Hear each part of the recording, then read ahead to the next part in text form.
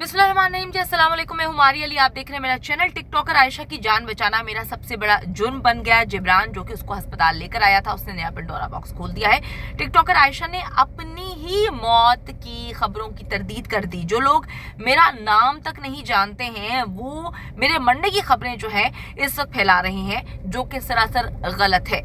मैं जिंदा हूँ, मेरा इंतकाल नहीं हुआ है। कराची में आप सबको बताया कि जी एक टिकटॉकर आयशा केस में जो है वो ड्रामाई तब्दीली हमें देखने को मिलती है।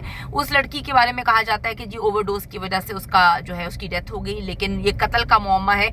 आयशा को अस्पताल पहुंचाने वाले जिब्रान ने अदालत में जो है वो हैरत अंगेज बल्कि अहम तरीन इंकशाफात किए हैं। इससे पहले ये खबरें गर्दिश में थी कि कराची के जिना हॉस्पिटल में जो है वो नशे की ज्यादती से मरने वाली टिकटॉकर आयशा जो है उसका ताल्लुक पंजाब से बताया गया।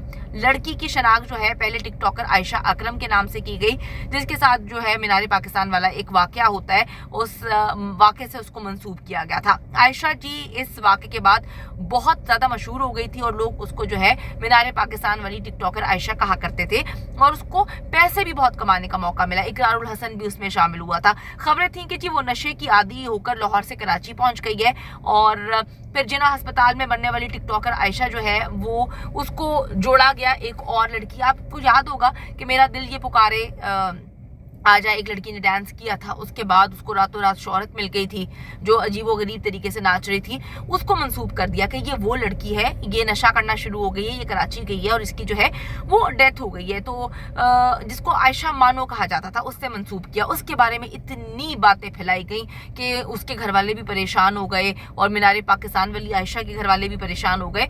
उसके बाद जो है जब मेरा दिल ये पुकारे आजा पर डांस करके जो मारूफ होने वाली लड़की है, इसको अपनी मौत के बारे में खबर मिली, इसके घर में लोगों ने कॉल्स करना शुरू कर दी, तो आयशा ने अपने इंस्टाग्राम अकाउंट पर अपनी मौत की अफवाह के बारे में बोला कि ये मुकम्मल तौर पे अफवाह है, मुझे कुछ भी नहीं हुआ, मैं बिल्कुल ठीक हूँ। उसने कहा कि जी अफवाहें हैं। दूसरी तरफ जो है दूसरी आयशा है, उसने कहा जी मेरे बारे में भी गलत बातें फैलाई जा रही हैं। फिर पुलिस ने इसकी इन्वेस्टिगेशन जब मुकम्मल तौर पर करना शुरू कर दी तो पता चला कि ये एक और तीसरी टिकटॉकर है जिसके बारे में जो है ये भी पंजाब से इसका ताल्लुक है। इसकी तस्वीरें वगैरह शेयर की गई। पहले बड़े बड़े जो हमारा मीडिया है उसने अलग ही तस्वीरें शेयर कर दी थी, यानी कि इस लड़की की आयशा मानो की तस्वीरें शेयर कर दी थी। उसके घर वाले जो है रोते पिटते हुए परेशान हो गए, मुख्तलिफ हॉस्पिटल जाना शुरू हो गए।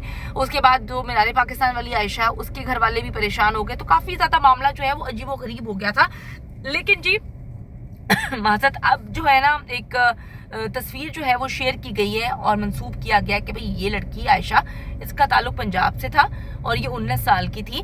ये जाती है कराची, वहां पे जाके किसी से मोहब्बत की शादी कर लेती है। तो ये मोहब्बत से की शादी जिससे करती है वो जो शख्स था वो उसको नशे का आदी बना देता है। तो ये फिर सारा मामला हुआ, काफी मेस क्रिएट हुआ। तो जिना अस्पताल कराची में लड़की की लाश वाले वाकये में मालूम हुआ कि जो आयशा है उसको 4 मजीद लड़कियों के साथ जो है वो मंसूब किया गया था। फिर पुलिस का दिमाग ठिकाने आया और मीडिया का दिमाग ठिकाने आया। अब जो आयशा है उसको 4 मजीद लड़कियों के साथ एक बंगले पे पहुंचाया गया था जिना अस्पताल कराची में। जुमे को कुछ अफराद जो है वो आयशा नामी एक टिकटॉकर लड़की की लाश छोड़कर फरार हो गए।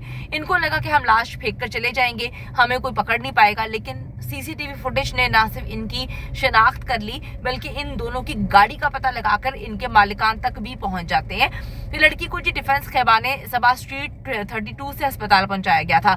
जिना अस्पताल में टिकटॉकर आयशा की लाश छोड़कर ये लोग गिरफ्तार मतलब भाग जाते हैं। इनको पुलिस गिरफ्तार करती है और जिब्रान जो कि मेन एक बंदा है जिसने लड़की की लाश को वहां पर पहुंचाया, उसको जी पकड़ा जाता है। वो बयान देता है कि जी जमीन पर गिरी हुई खातून की जान बचाना मेरा बहुत बड़ा जुर्म बन गया है।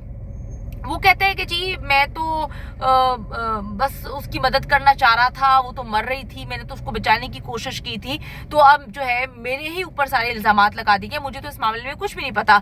इसको आज जी अदालत में पेश किया गया है। पुलिस को इसने कोई और कहानी सुनाई, अदालत में इसने कोई और कहानी सुनाई और इसको जो है रिमांड पे भेज दिया गया है। सीसीटीवी फुटेज की मदद से इसको जो है गिरफ्तार किया गया है। जिब्रान अदालत में बताता है कि जी मुझ पर कोई तशद्दुद नहीं किया गया, जमीन पर गिरी हुई जो है खातून की जान बचाने था, ना बस मेरा जो है वो जुर्म बन गया था, मैंने इसको ना मारा है ना पीटा है, ना मुझे पता है कि इसकी डेथ कैसे हुई है, ना मैं नशे के किसी काम में मुलव्वस हूँ।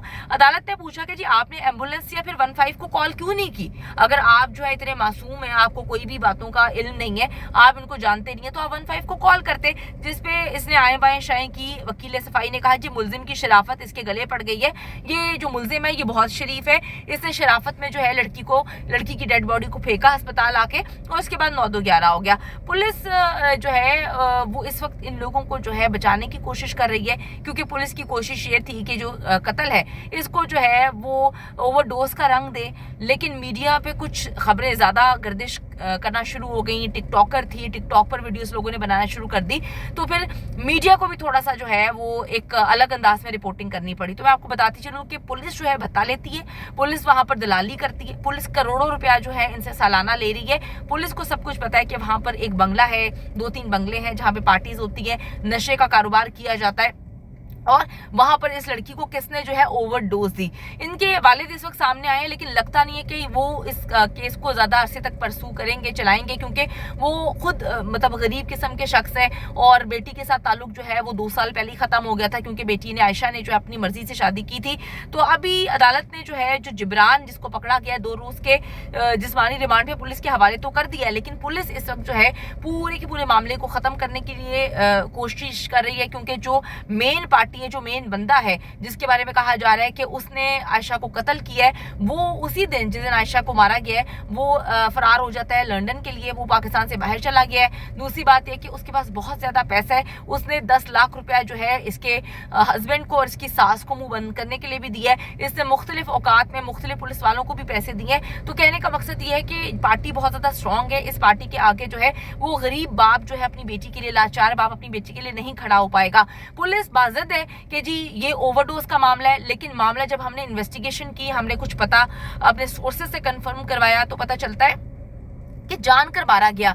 इस लड़की के साथ जो है वो ज्यादती कर रहे थे, उसके साथ जिनसी तशद्दुद कर रहे थे, जिस पर उसने मना किया, तो इन्होंने जो है उस पर तशद्दुद करना शुरू कर दिया, मारना पीटा शुरू कर दिया, जिसकी बिना पर जो है मामलात खराब हुए और फिर ये सारा का सारा वाकया पेश आया है।